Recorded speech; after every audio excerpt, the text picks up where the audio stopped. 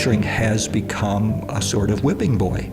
In higher education especially, we tend to blame something that goes wrong in higher education on the lecturer. There are literally hundreds of studies out that show very clearly that active learning is simply more effective for achieving pretty much any educational outcome you would care about. If lecturing is storytelling, I'm all for it. Instead of pushing content, I give them the pieces, I ask them to put it together and show me, what does this look like to you, and then I evaluate that. Some people might think the lecture is dead, but I don't think it's dead. I think there's still great value to the lecture.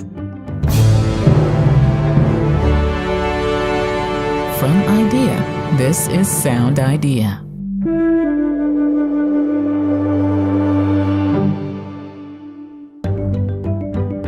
We've heard the lecture is dead and active learning is king, but others have pushed back, claiming that the lecture has worked just fine since the beginning of formal learning, and the rift has created opposing pedagogical camps on some campuses and across disciplines.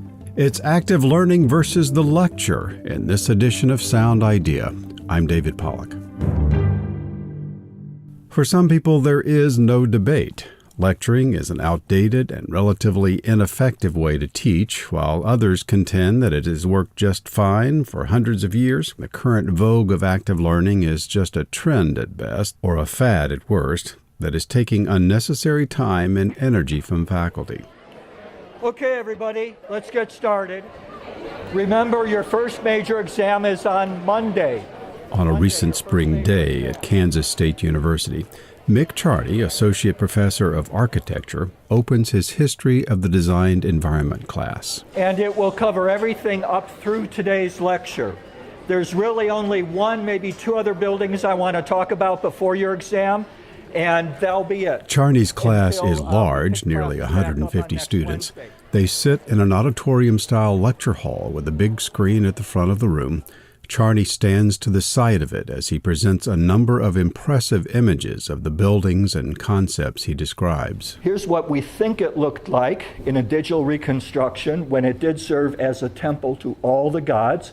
And you can see these niches quite clearly, fronted by pairs of columns that create columnar screens. But between those niches, there were tabernacle-like architectural elements, sorts of tabernacles which had statues of the seven planetary gods.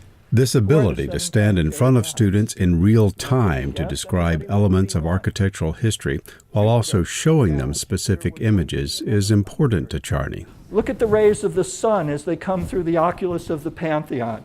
This is the summer solstice here, there's the winter solstice way up there, and right here, every April 21st, at an angle of 60 degrees, is a shaft of light, which exactly at 12 noon will shine from the oculus onto the main entry of the Pantheon. This delivery of the knowledge from professor to student is a necessary part of the learning process, says Charney. It causes students, forces them in some sense, to really hone their own listening skills and to wrestle with ideas and concepts that they've never heard before, and to acquire the patience that's necessary to follow an idea all the way through to its logical conclusion. Left to their own devices through just reading a text or even active learning experiences does not provide the instructor-guided introduction to content that is needed, he says. Well, I think especially with introductory courses where the students virtually have no background in the material, it's important that they get a foundation of the basic information and facts. So I think at the beginning levels, the introductory first-year levels, it's important that they be able to sit there and listen to admittedly a one-sided discussion and take in the information. But Charney is hardly unaware of how traditional lecture has fallen out of favor. I know there's a big debate going on, and there are polar opposite positions about whether or not active learning is more effective than traditional lecturing. And lecturing has become a sort of whipping boy in higher education especially. We tend to blame something that goes wrong in higher education on the lecture. The students aren't learning this, that, or the other thing. It's the fault of the lecture. I've just heard some outrageous statements about lectures. The one I recall the most is somebody who stood up in a session and said, "The lecture is dead."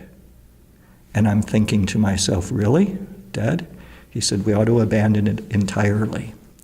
Some people might think the lecture is dead, but I don't think it's dead. I think there's still great value to the lecture. There are literally hundreds of studies out that show very clearly that active learning is simply more effective for achieving pretty much any educational outcome you would care about with pretty much any type of learner than traditional instruction. Michael Prince is professor of chemical engineering at Bucknell University and a researcher, and you might say an evangelist for active learning. Asking the question, is active learning more effective than traditional lectures? That is no longer an interesting research question. That question has been asked and answered hundreds and hundreds of times, and the results are both consistent and compelling. But Prince is quick to say that lecturing is not inherently bad. Proponents of active learning, such as myself, don't think that lectures are evil or lectures are bad. Lectures are simply one of many educational tools.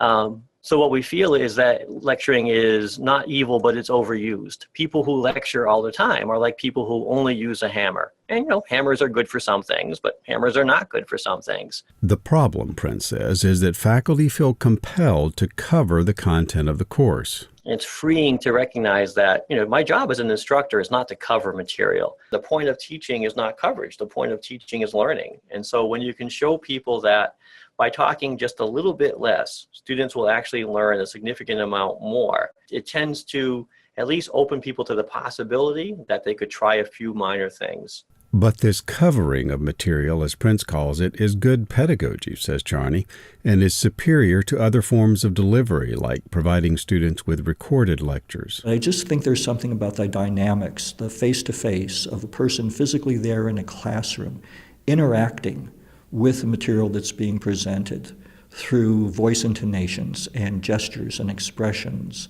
and pregnant pauses that allow the student to have time within the lecture to reflect. Without that sort of dynamic, person-to-person dynamic, if a student were just to sit there on their own to listen to a recorded lecture, I think there's so many distractions that they encounter at home that I'm wondering about the effectiveness of that approach. Prince would agree that the lecture is not dead, but it has to be used appropriately, he says. The lecture should be one tool of many, and faculty should recognize that in general, students will learn more from their class if they think of lecturing as something to do sometimes, but not all the time, and break their lecture up into more digestible chunks and do more to figure out what students are learning and where they're confused. Across the country at Portland State University in Oregon, Jennifer Kearns teaches U.S. history and spends a good bit of time lecturing. Look at the language. The first civil right of every American was to be free of violence. But a colleague convinced her that saving time at the end of a lecture for students to grapple with the day's content in discussion would lead to greater retention and understanding. And that just made a lot of sense to me. So he suggested that you do it at the end of the typical sort of hour lecture, but I thought it would be better to do it after, you sort of cover a subtopic. So students come to class having read the text and some original documents, and Kearns lectures on subtopics for about 20 minutes, and then she stops for a discussion activity. Resume. Let's just think of Portland Metro. If you wanted to desegregate the region schools, but did not have to consider the suburbs by court order, how would that play out in terms of integration? Students divide into pairs or small groups to grapple with the question. So it's basically just contradicting where, they're just already going to be segregated. Exactly. It's still going to keep that, where African Americans only make up like 5% of the school, while the majority are white. You're not fixing the problem. Yeah. And if you're not including the suburbs, what are they going to do? Bus around the city? Yeah. Like, it's kind of hard to think about how that would have worked in the sense of like, you're not really moving people from one place to another. You're keeping people in their like pre-segregated districts. Yeah. It's just not working. Yeah. It doesn't make sense. I think they're engaging with some of the ideas that are introduced by that. And that's enhancing critical thinking, and so I'm happy for them to have critical thinking moments. Back at Kansas State University, Michael Wesch, known for his engaging and innovative teaching, has just opened class with an activity in which students are literally moving about the room. But then he segues to mostly lecture for the majority of the class. I want to sort of title this first section How to Get Rich. And this is for those of you who asked me how you make lots of money this last time. But the answer will be different than you think. So here's how you get rich. This is all in play, of course, but basically what happened was I was sitting in a class like this, and we were studying New Guinea in an anthropology class, and the first love of my life broke up with me, and I started to think, man, it'd be great to just get away and go to this place. And this is one of those examples of where an obstacle becomes an opportunity. And I started daydreaming about going to New Guinea and really just kind of starting over. Learning is always going to be active, but that doesn't mean a lecture can't inspire that kind of action. So when I lecture, I try to tell stories that are very personal, emotional, and inspiring, with the idea that it will inspire active learning later. So did you go out there just on a whim, or did you go out there as a project for anthropology? So the question is, did I go out there on a whim or for a project for anthropology? So I went out there on a whim, pretending it was a project for anthropology. I really got this from some of my own professors growing up, just realizing that you could walk into a lecture and when you walk out, you can't not talk about it. And so that's where the active learning was happening, right? For Wesch, the difference between a good use of lecture and an ineffective one comes down to purpose. Using them primarily to convey information is not the most effective use, he says. I think lecture instead should be all about inspiration rather than information, making connections and demonstrating to your students the joy of thinking and making connections through the material. The power of the lecture, he argues, comes not from delivering content, but storytelling. If lecturing is storytelling, I'm all for it. Most of my lectures are essentially, usually, if it's a 50-minute lecture, it'll be 12 to 15 stories strung together. And there's science behind this. We know that people remember about 63% of what they hear in stories and only 5% of what they see supported with numbers. So stories are very powerful. They speak to us on a number of levels. And most importantly, I think they inspire deep learning. And this is the key to me, is that superficial learning where they're just memorizing terms. It has very little use and has very short lifespan. So what exactly is active learning, and how can it and the lecture coexist?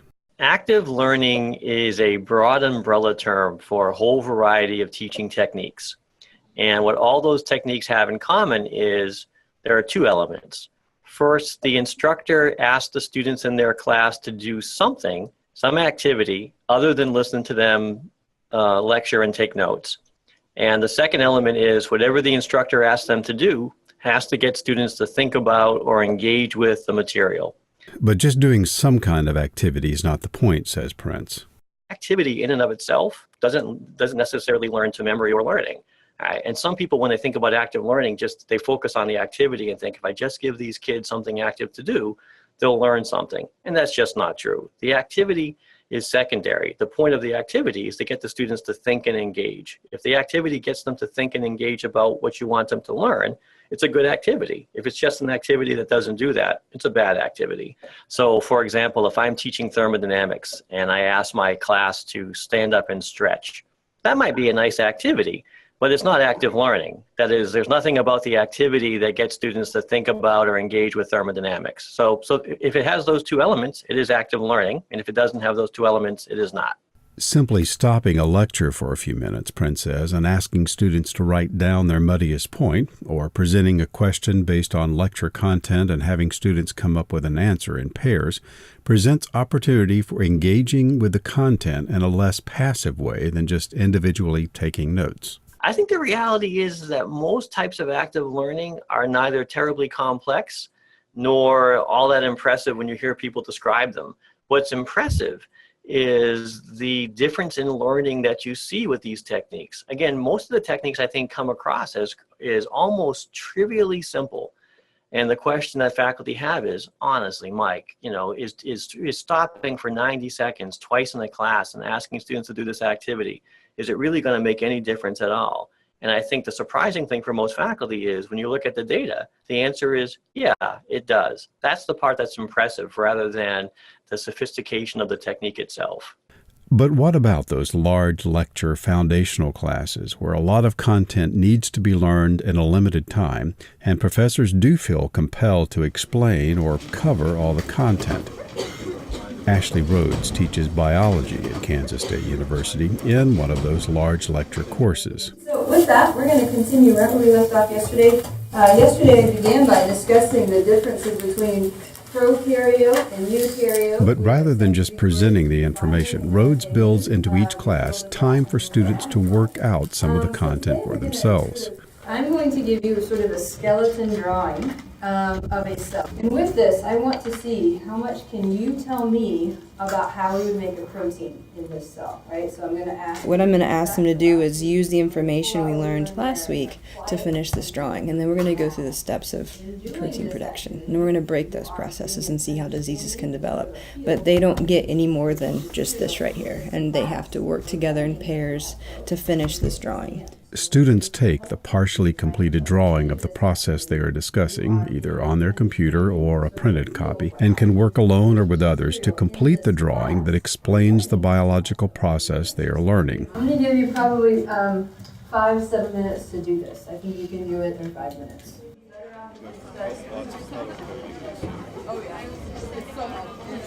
So the pre-mRNA can either exit the nucleus and go straight into the rough ER, and it can go through translation there to a vesicle, or it can go straight into the cytosol and find a free ribosome. If it goes into a free ribosome, then it's not going to go back into the rough ER. So that's going to stay in the cell. She said it's going to be packaged to go out of the cell, so it's going to have to go into the rough ER, and then it's going to have to go and form a vesicle and then go into the Golgi.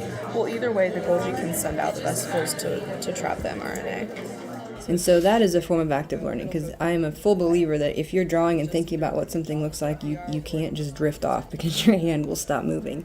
So there's some cognitive activity that has to occur in order for them to finish this. So they'll get time to work on this while I walk around, then we'll come back and I'll do it with them so they can check their answer, sort of fulfilling that feedback part of active learning, which I think is missing sometimes. And then we'll go on to the next one. Instead of pushing content, I give them the pieces, I ask them to put it together and show me, what does this look like to you? And then I evaluate that. Really, the basis for active learning, and a lot of the reason why it works is most faculty, with the best intentions in the world, cover material at a level and at a pace that no 19-year-old brain can simply absorb and master. And in active learning, what we're really doing is pausing every so often and giving students a chance to make sense of and digest the information that we've just delivered before they move on. So even proponents of active learning, at least some of them, are not saying that the lecture as a teaching method is completely dead, as some have said. The lecture is not dead, nor should it be. But it's overused, says Prince, and there are active learning techniques that can help students learn more effectively, as long as those techniques are well done, says Prince. There are plenty of activities that don't lead to any learning at all. The point of active learning is they get students to actively engage and think. So if you ask students to do an intriguing, relevant activity that gets them to think, that's good active learning. If you just give them something trivial to do, that's not good active learning. And students will rightly say that's a waste of time, because it is. So both the lecture and active learning can be used poorly, but just maybe, when done well, they can both contribute to learning. Even our defender of the traditional lecture has compromised some. I've also changed my attitude towards lecture. And so today, the last few years especially, I don't lecture straight, unbroken. I pepper my lectures with questions. I can lecture some periods, some sessions all the way through. And other sessions I like to involve the students. So it's not purely lecture, but it isn't 100% active learning either. It seems clear that most leaders in teaching and learning would argue that the lecture is not the best way to teach students in most situations if just conveying content is the intent of the lecture. But throwing the baby out with the bathwater, labeling the lecture as the practice of out-of-touch professors, seems to be going too far. The lecture can have its place in many courses when used appropriately. Moving some faculty toward a more appropriate use of the lecture is still a challenge for some, and getting faculty to use active learning methods when and where they will do the most good is also a continuing challenge. Check out our resources and links for active learning, and send us your thoughts about this podcast or other ideas for topics. For IDEA, I'm David Pollock.